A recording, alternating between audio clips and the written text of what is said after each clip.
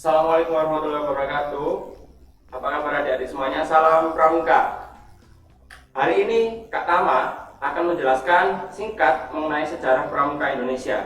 Nah, sebelumnya sudah dijelaskan oleh Kak Naryo bahwa kepanduan itu berasal dari luar negeri, dan hari ini Kak Tama akan menjelaskan kepanduan di Indonesia, yaitu Pramuka.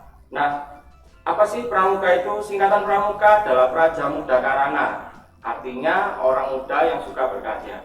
Namun di sisi lain, dulu waktu Sri Sultan Hamengkubuwono IX memberikan nama Pramuka ini berdasarkan nama dari pengawal ataupun abdi di Keraton Yogyakarta, yaitu istilahnya Paramuka.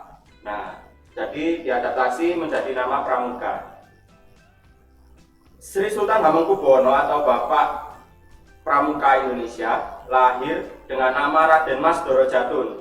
Lahir di Yogyakarta 12 April 1912. Beliau wafat di Washington DC 2 Oktober 1988. Beliau adalah penerima Panji Gerakan Pramuka saat pertama kali diserah terimakan oleh Presiden Republik Indonesia Insinyur Soekarno pada 14 Agustus 1961. Jadi hari Pramuka itu ada di tanggal 14 Agustus. Nah, lalu beliau juga merupakan Ketua Kuartir Nasional Gerakan Pramuka yang pertama kali. Jadi beliau adalah Bapak Pramuka sekaligus Ketua Kuartir Nasional pertama kali.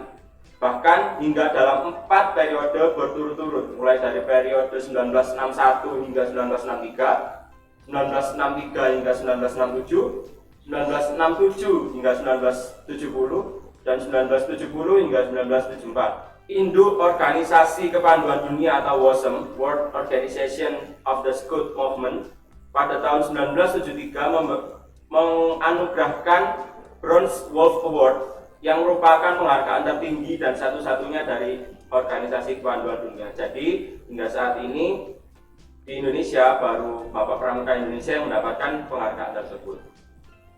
Gelar Bapak Pramuka Indonesia yang disematkan pada beliau merupakan keputusan resmi Musyawarah Nasional Gerakan Pramuka pada tahun 1988 di Dili, Timur. Sekarang Timur Leste ya adik-adik.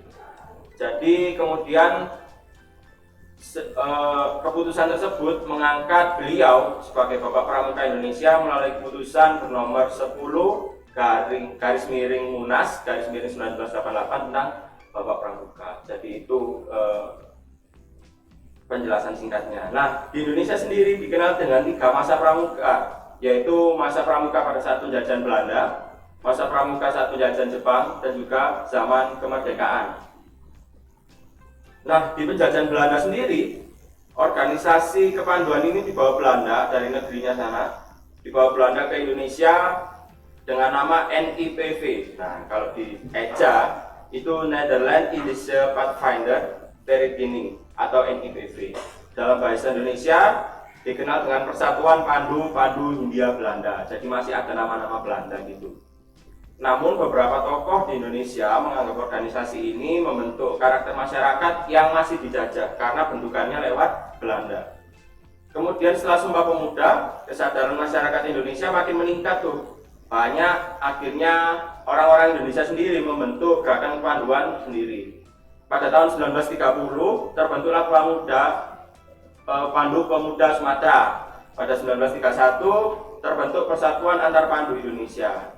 Nah, kemudian di 1936 berubah nama menjadi Badan Pusat Persaudaraan Kepanduan Indonesia atau BPPKI. Melakukan kegiatan Perkino. Nah, Perkino ini perkemahan Kepanduan Indonesia Umum, OMOM ya. Jadi kalau ejaan lama umum itu pakai OMOM. Perkemahan inilah yang menjadi cikal bakal pelaksanaan kegiatan Jambore hingga sekarang. Pada masa penjajahan Jepang, organisasi kepanduan masih terus bertahan. Jadi masih ada tuh sisa-sisa dari penjajahan Belanda, organisasi kepanduannya sampai hingga penjajahan Jepang. Namun ketika masa Perang Dunia Kedua, tentara Jepang kan butuh banyak pasukan tuh untuk melakukan penyerangan pada Belanda, sehingga banyak tokoh kepanduan Indonesia yang tarik masuk ke Keibodan, lalu ada Peta dan juga Seinendan. Nah itu istilahnya adalah tentara bentukannya Jepang gitu ya. yang merupakan organisasi bentukan Jepang yang digunakan untuk mendukung tentara Jepang. Bahkan Jepang juga sempat melarang berdirinya partai dan organisasi kepanduan rakyat Indonesia karena dianggap organisasi tersebut dapat membahayakan pihak Jepang sendiri.